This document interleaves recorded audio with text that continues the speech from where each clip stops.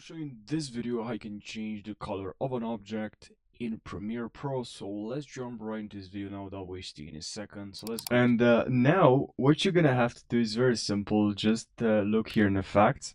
You're gonna find Lumetri color. Just write Lumetri color. You just drag and drop this onto your video, onto your image.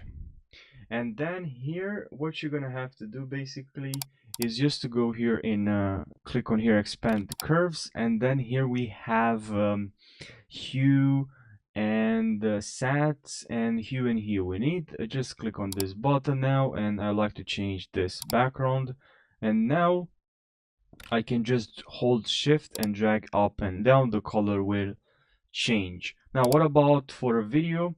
So let's test this as well. Now I'm gonna go here to curves and repeat the same process, and here I'm gonna click on here and select the sky, hold shift, and it's working. So yeah, I hope you found this helpful.